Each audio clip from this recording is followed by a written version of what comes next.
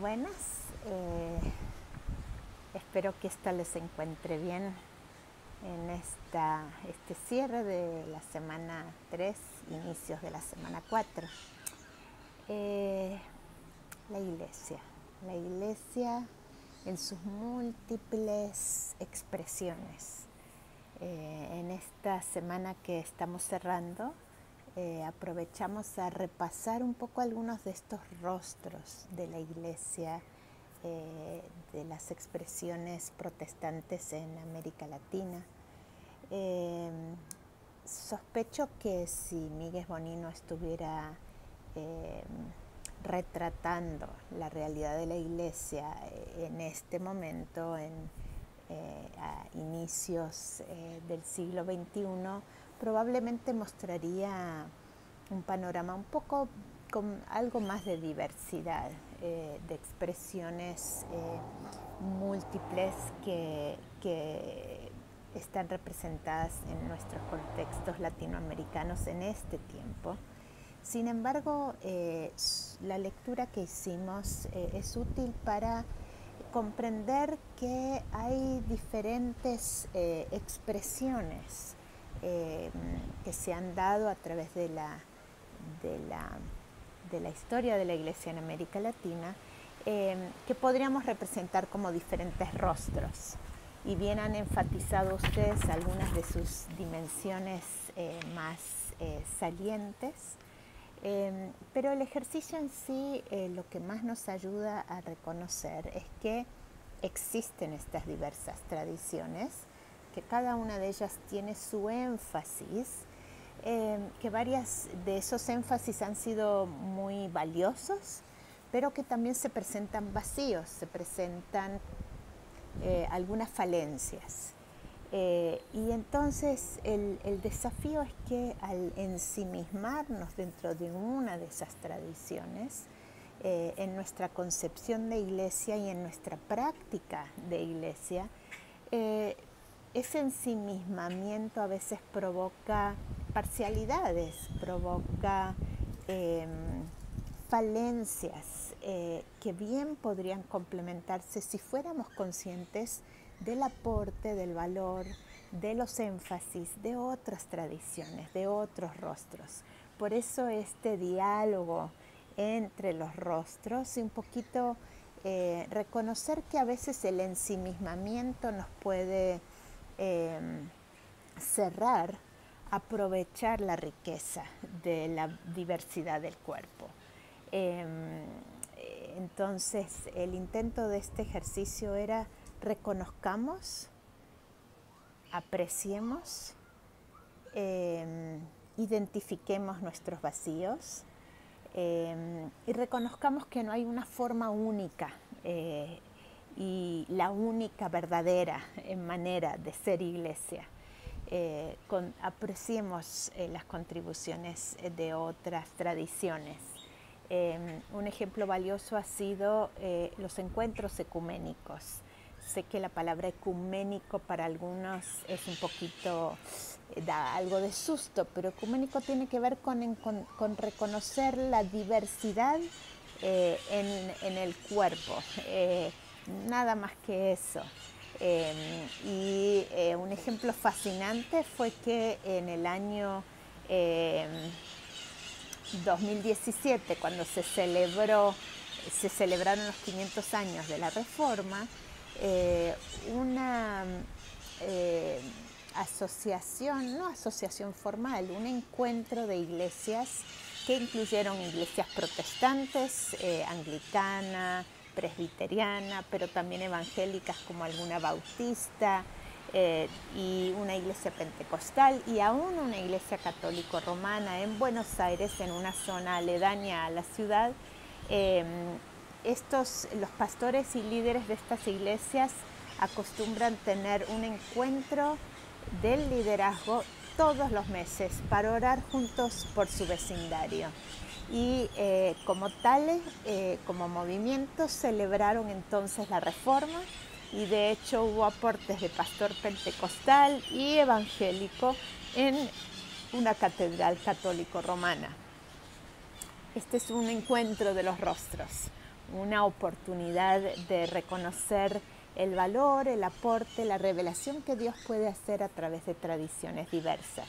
Pensamos en la iglesia como si importa hasta también es significativa en su contexto, hasta cuando en realidad reconoce su diversidad. Y en lugar de estar predicando unos contra los otros, aprendemos a valorar el aporte particular de cada una de esas tradiciones. Ahora, uno de los riesgos de la diversidad es la desunión, es la bifurcación, es la competencia y la exclusividad y una perspectiva que es de alguna manera erosiona el testimonio de la iglesia. Entonces, ¿cómo superar esta bifurcación y esta exclusión y esta competencia? ¿Cómo realmente ser cuerpo de Cristo, ser iglesia, aún con todas nuestras diversidades, en nuestro medio? Para muchos teólogos de diversas tradiciones, la respuesta está en una reconceptualización de quién es Dios. Es una mirada sobre la naturaleza, la identidad de Dios, que entonces impacta las relaciones humanas, la forma en que concebimos a la iglesia. De ahí es que se les animó a leer el trabajo de Boff sobre la Trinidad como la comunidad modelo, digamos. Entonces la perspectiva teológica impacta en nuestra perspectiva eclesiológica, en nuestra concepción del cuerpo. ¿Y cómo concebimos entonces a Dios? ¿Cómo se revela a Dios a través de la Escritura, a través de su Hijo Jesucristo, a través de la comunicación del Espíritu Santo hoy mismo? Y Dios se revela como un Dios creador, sustentador de todo lo que existe, pero un Dios también que no es uno en el sentido de una autoridad excluyente, sino que es Dios comunidad. ¿Cómo así Dios comunidad? Dios que se interrelaciona como una comunidad de amor, de apoyo mutuo, de corresponsabilidad, de responsabilidad, la capacidad de responder mutuamente entre esta comunidad íntima de Padre, Hijo y Espíritu Santo. Esta es la postulación que leímos en el trabajo de Boff. En esta mutualidad, en este interrelacionamiento donde hay un propósito común, hay una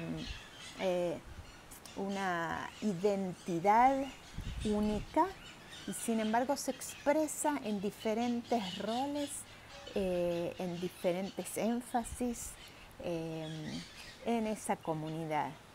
Si es así Dios, la pregunta entonces es, ¿está bien?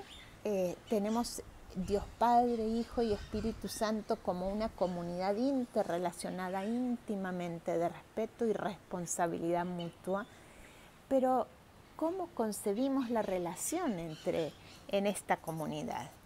Y aquí las imágenes de los pintores nos ayudan a conceptualizar un par de opciones.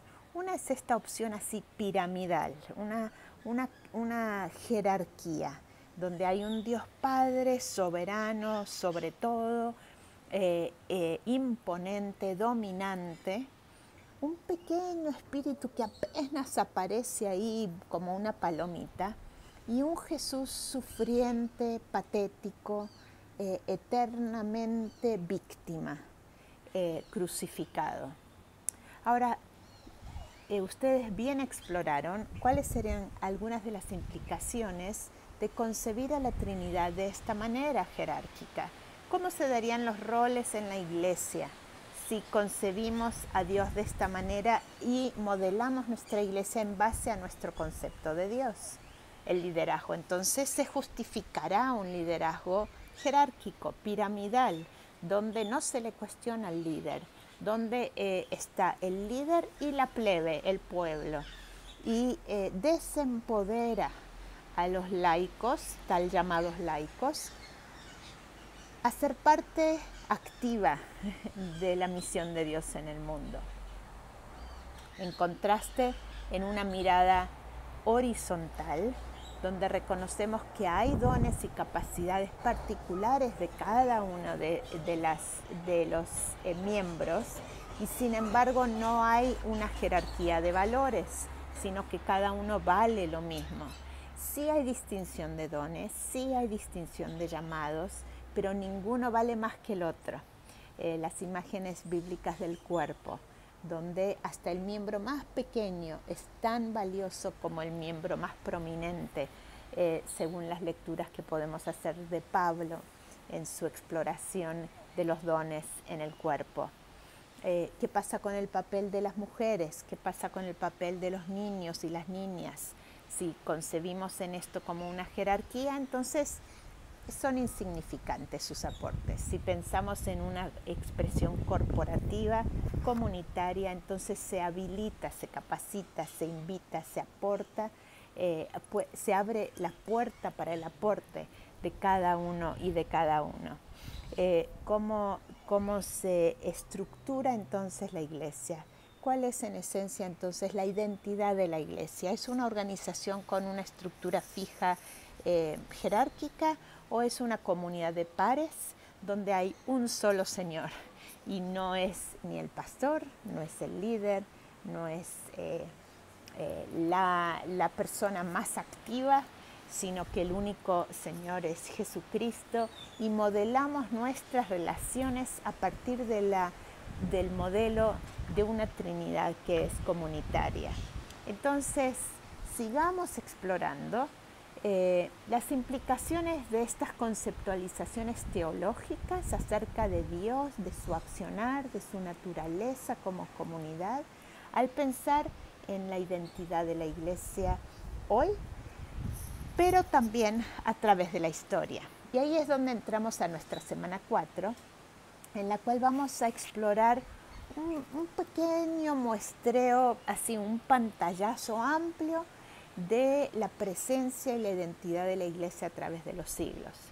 Ahora, la historia de la Iglesia es tan importante que como CETI tenemos un curso dedicado exclusivamente a la historia de la Iglesia a través del tiempo. Pero al explorar en este curso básico la identidad y la misión de la Iglesia, no podemos obviar la historia, por lo menos este pantallazo amplio. Y lo que estamos haciendo en este no es todos los datos sobre la Iglesia, sino pensar en cómo a través de la historia se conceptualizó a la Iglesia. ¿Cuál fue la perspectiva respecto a la naturaleza de la Iglesia y su función, su misión, en estas diferentes etapas de la vida de la Iglesia? Entonces, en la semana 4 vamos a adentrarnos un poco a la expresión inicial. ¿Cómo fue esta Iglesia en sus primeras expresiones históricas? ¿Cómo se vinculó con las realidades sociales, políticas, económicas de su momento?